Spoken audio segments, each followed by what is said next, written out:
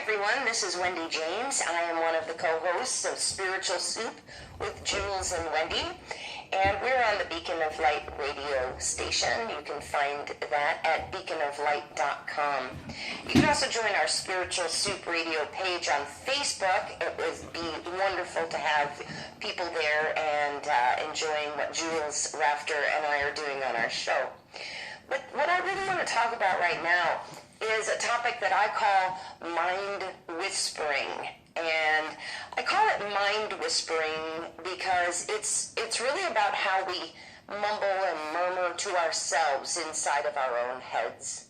You know, a lot of us, if you really stand back and listen to the verbal dialogue that we carry within our own heads, a lot of it often is critical or harsh, sometimes even almost like an angry parent, or this extra sort of being inside of us that is always keeping an eye to make sure that we do everything right, and when we slip up a little, it's right there to parent us or scold us. And one of the things that I really have learned to address in my journey so far is to really pay attention to how I whisper to myself inside of my own head.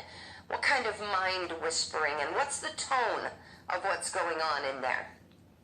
What's really neat is that when you really start to listen to that, you notice the smallest of things, such as if you drop something or break something, your immediate response to yourself inside your head.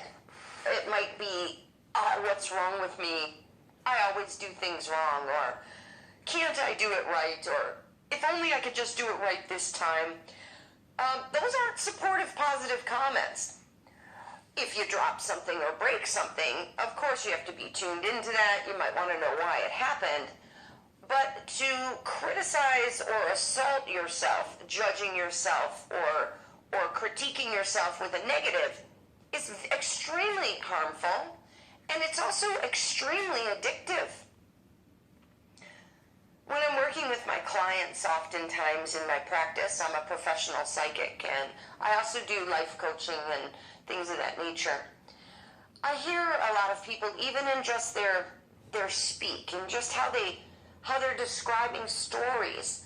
Oh, I was such an idiot, or I'm so stupid, but I keep doing this. They'll say things like that.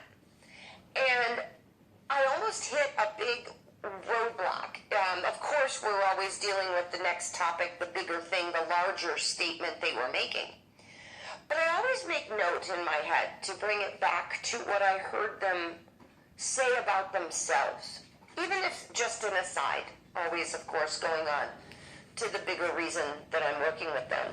And to be honest with you, I kind of laughed that I just said that, because I think often the bigger reason isn't the obvious reason that a client is sitting with me.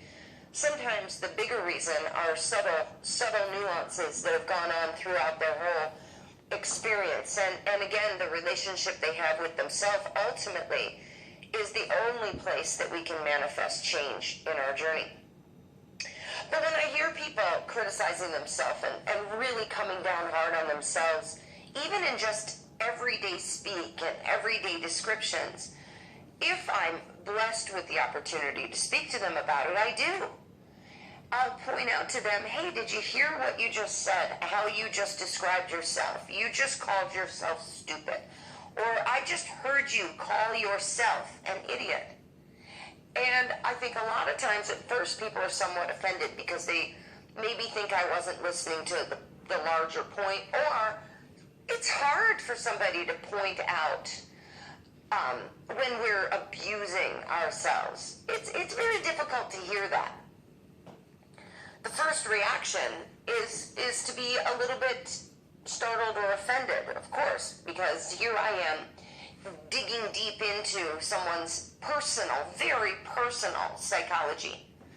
I'm not criticizing or judging them in any way for how I hear them speak. God knows I have battled with that a lot in my own life. And even sometimes I still forget to be my own best friend in my own personal speak. But after it sinks in, after they actually stop and hear, what I am saying. Most times people will say, you're right, I did call myself that. Or sometimes they're surprised and think, I didn't even hear myself say that. What I've found over these years of working with people and working with kind of the what's left over of how we've all been raised and what we're all taught in our lives, and I end up very aware that we are often not taught when we're young to be our own best friend, to cheer ourselves on with the same unconditional love that we would our friends or our family. I'm oftentimes hearing people beat themselves up for decisions they've made, or beat themselves up for food they chose to eat, or alcohol they chose to drink, or relationships possibly that didn't work out.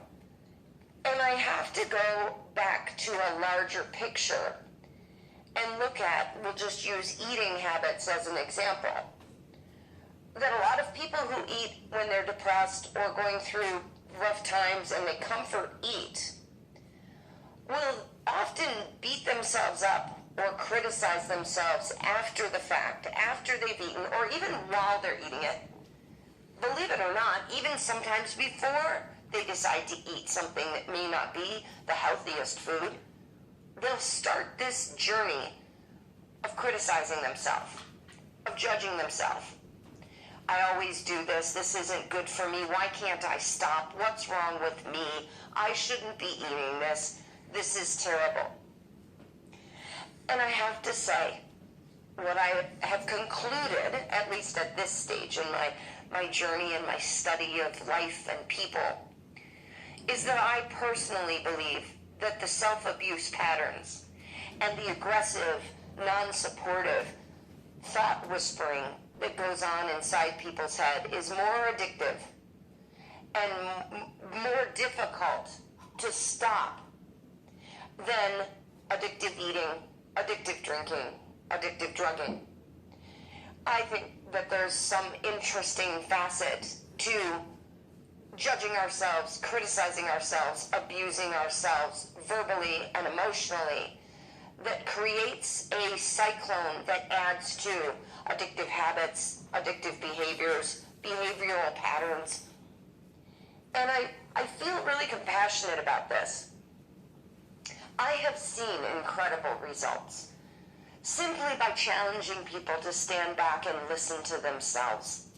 Not just what they say out loud, but to really, really, really tune in and listen inside their own beautiful thoughts of how they're scolding and judging, how they're criticizing and managing themselves from the inside. Sure, we all make mistakes. Sometimes even we do things that deserve a little bit of critique. It happens. That every one of us has reacted in a way that we needed to maybe acknowledge or apologize for or make amends for. That's part of life. It's part of maturing. It's part of becoming aware of ourselves. But these are the subtle things that go behind the scenes that often nobody else is hearing. They're the things we say to ourselves when we walk past our image in the mirror. Or when we wake up first thing in the morning and our head is full and our minds are full. And we sit there maybe on the edge of the bed. And instead of saying something incredibly powerful and loving to ourselves, we give ourselves a little jab or a little negative critique. My challenge to everyone who's hearing this is to give yourself 3 days. 3 honest days of listening to what you're saying inside your own mind or even out loud to yourself. When you look in the mirror, I want you to have your eyes run to the parts of you that you are most proud of. The parts of you that you love. It might be how beautiful your hair is, or that you have gorgeous long eyelashes, or that you really love how beautiful your eyes are when you look up close at them. It could be that a certain color just happens to look great on you.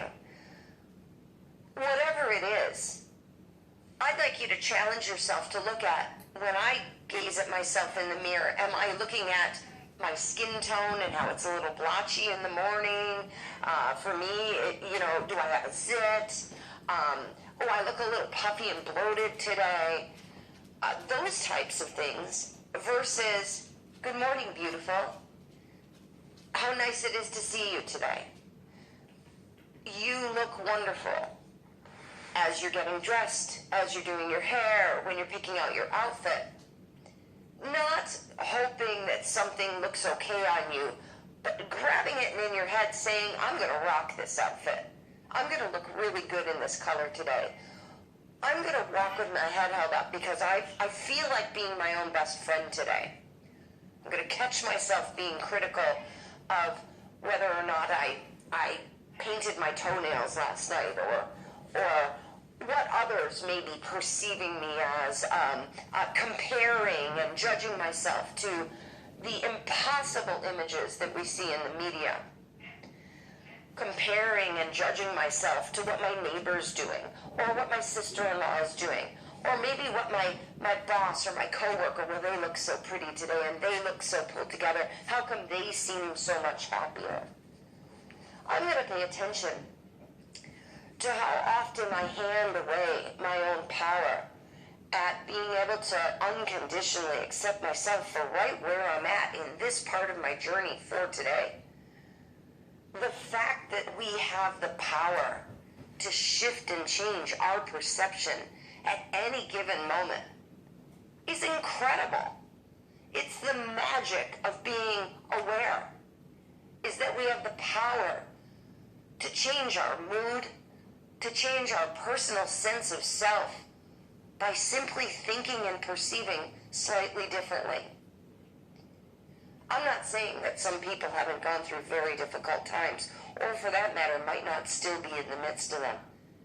I support that, and I honor people's strength during that time.